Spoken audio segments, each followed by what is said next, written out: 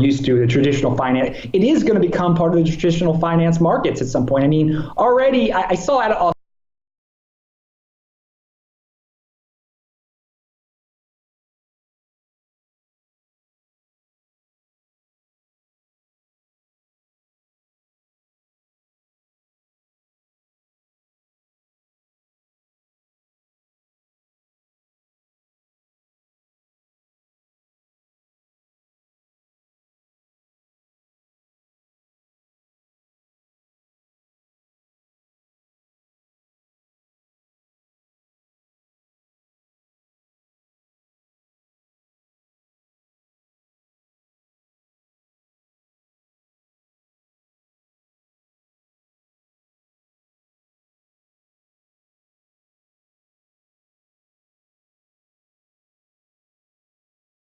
that it is so speculative.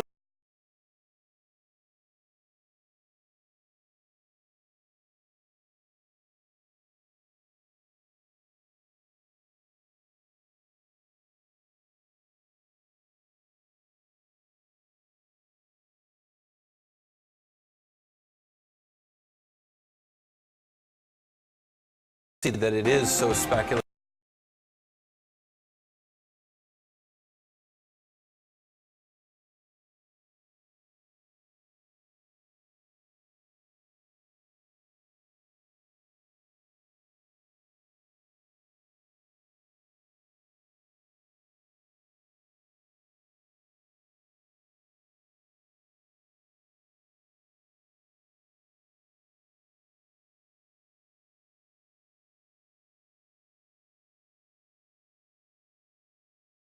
That it is so speculative.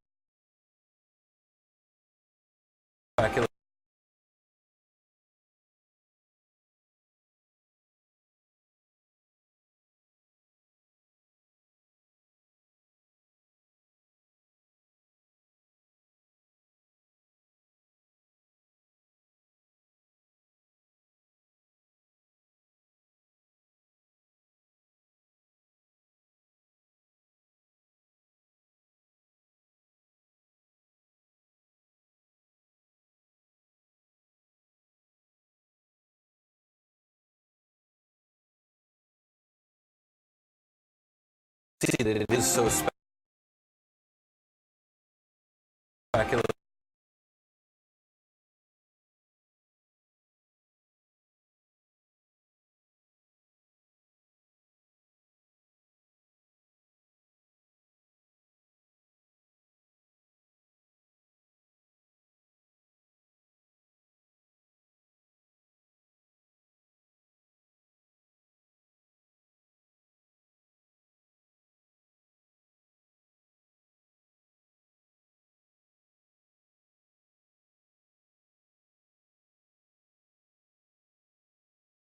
Right, yeah, so we've seen positioning in FANG, which is extremely elevated. It's about 1%.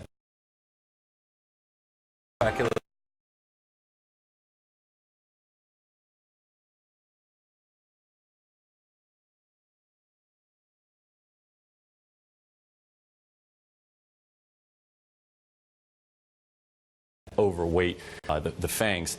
It's been relatively flat for the past year. It's been, we believe, just more short covering in the space as a whole.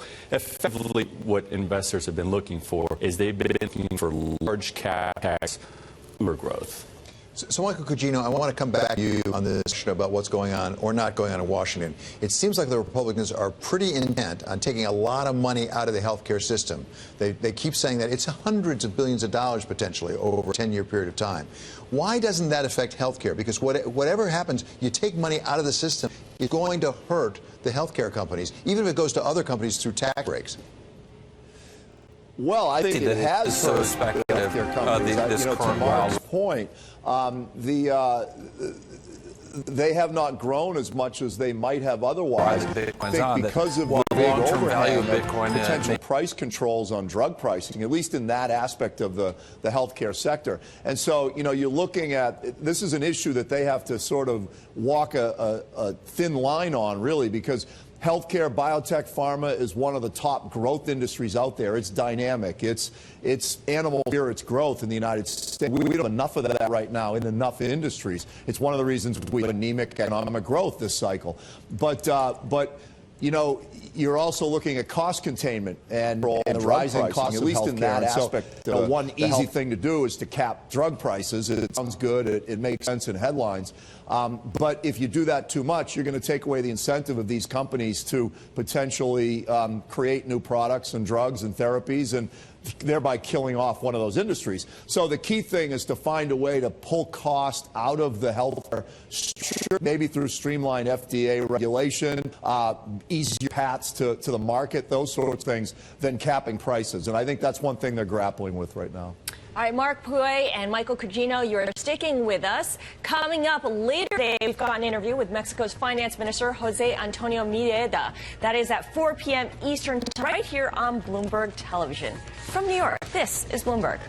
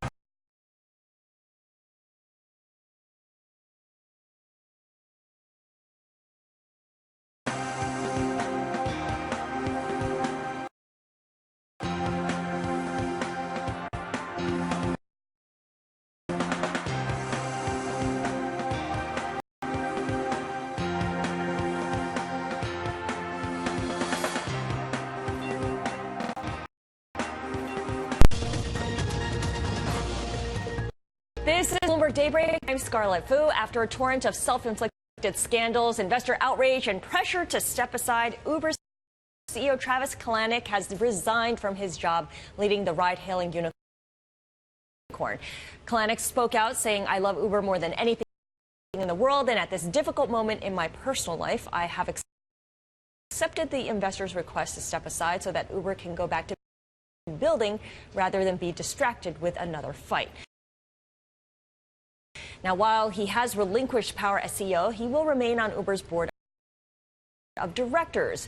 Joining us for more on Uber is Adam Satriano of Bloomberg News. So, Adam, I guess the first question here is, as the company searches for a replacement, because they're already looking for a COO, now they're looking for a CEO, who in the meantime is leading this company? Who among senior executives is calling the shots? It's been leadership by committee up to now. There's people involved. The most prominent among them is the woman who runs the North American ride-hailing business. But this just points to sort of the kind of mess that the company finds itself in. And there's a lot of internal turmoil after a lot of these investigations that have been going on that have uncovered wrongdoing. A lot of executives left. Some people have been fired. So now, on top of that, they need to find a new CEO to come in and sort of right the ship.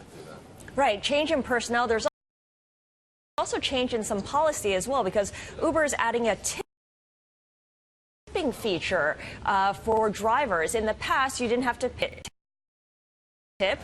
Drivers had wanted it, but Travis Kalanick was very opposed to it. Tell us about this change of heart.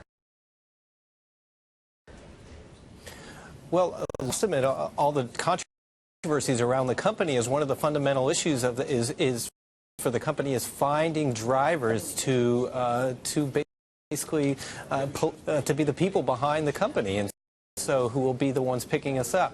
And so there's been a lot of tension with the drivers, and one of the things that they've wanted is this feature for people to be able to tip, and so that's one way they did it.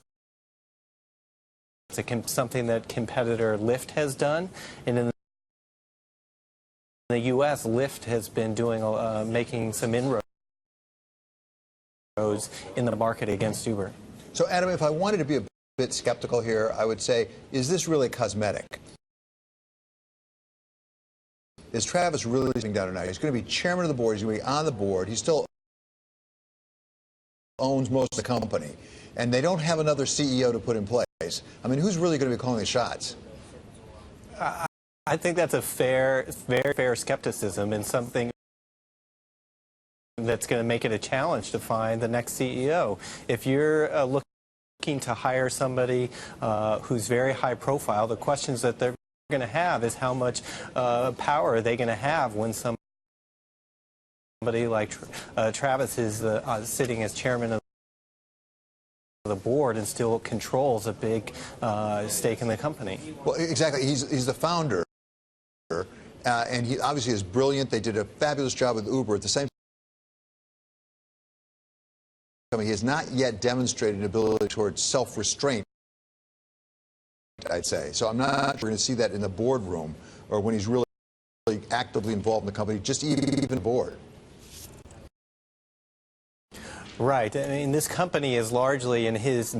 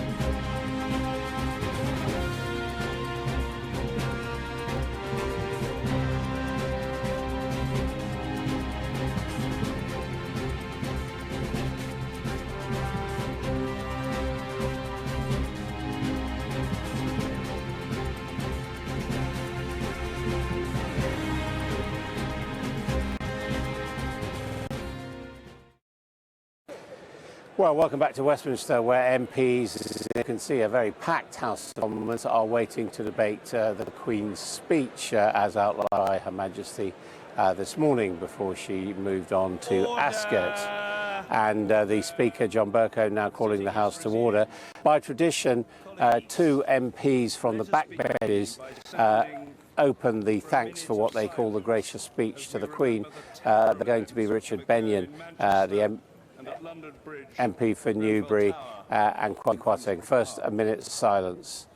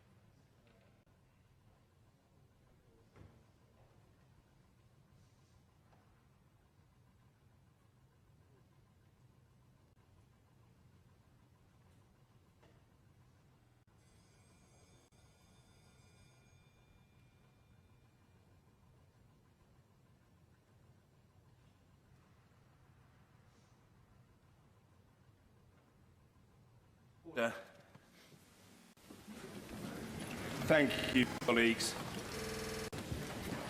The House has directed the Speaker to make a statement at the beginning of each session about the duties and responsibilities of members of this House.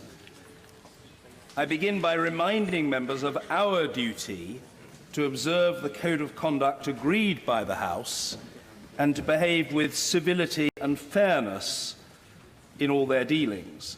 Proceedings, every member should be heard courteously, whatever their views. The House asserts its privilege of freedom of speech so that we can represent our constituents without fear or favour.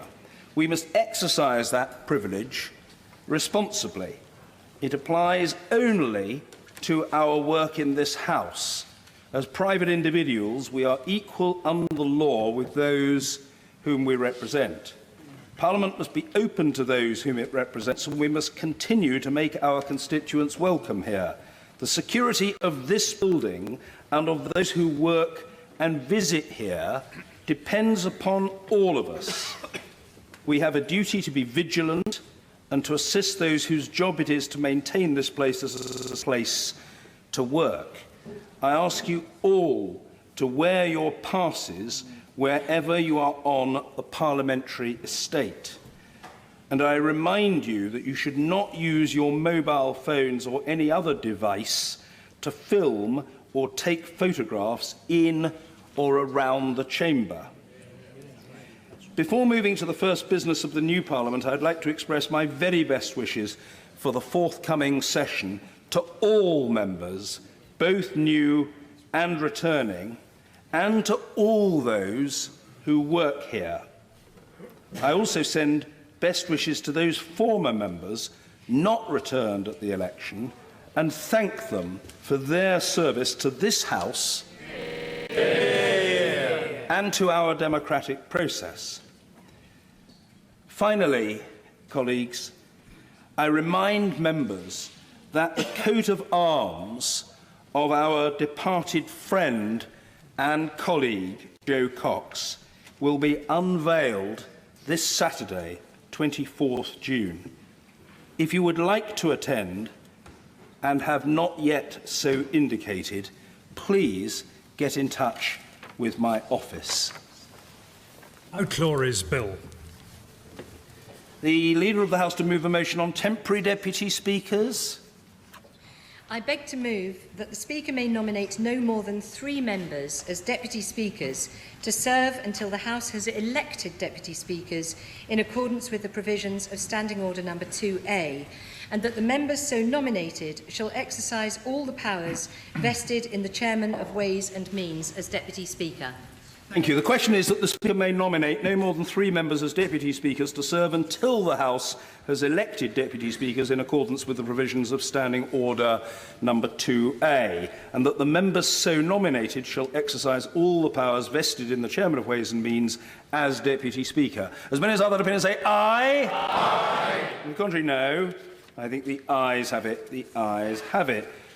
I have to acquaint the House that this House has this day attended Her Majesty in the House of Peers, and that Her Majesty was pleased to make a most gracious speech from the throne to both Houses of Parliament, of which I have, for greater accuracy, obtained a copy. I shall direct that the terms of the speech be printed in the votes and proceedings. Copies are available in the vote office. Before I call the mover and seconder, I want to announce the proposed pattern of debate during the remaining days on the Loyal Address. Thursday, 22nd June, Housing and Social Security. Monday, 26th June, Brexit and Foreign Affairs. Tuesday, the 27th of June, Education and Local Services. Wednesday, the 28th June, Health, Social Care and Security. Thursday, the 29th of June, Economy and Jobs. I shall first call in a moment Richard Benyon to move and then Kwasi Kwarteng to second the address. Mr. Richard Benyon. I beg to move that an humble address be presented to Her Majesty as follows. Most gracious Sovereign, we, Your Majesty's most dutiful and loyal subjects, the Commons of the United Kingdom of Great Britain and Northern Ireland, in Parliament assembled, beg leave to offer our humble thanks to Your Majesty for the gracious speech which Your Majesty has addressed to both Houses of Parliament. It is an honour to have been asked to move the Loyal Address. But first, it's important we recognise that we meet in the shadow of some of the most terrible tragedies of modern times. Nothing, we say, can undo what has happened in North Kensington, or for that matter on the streets of London or Manchester. What we can in this House do is to join our Sovereign in leading the nation in mourning the dead, in caring for the injured and the bereaved, and uniting in an absolute determination to prevent any such tragedies and outrages happening again. Yeah. Our tone in this and future debates in the coming days and weeks must reflect the nation's horror and sadness at such awful tragedies. The country expects our debates and arguments to be robust, but there's room for consensus too. At times like this, we should reflect on Joe Cox's words about there being more that unites us than divides us. Yeah. Mr. Speaker, I'm not the first Richard Benyon to have been asked to move the Loyal Address. My great-great-grandfather was the MP for Berkshire between 1860 and 1876. Yeah.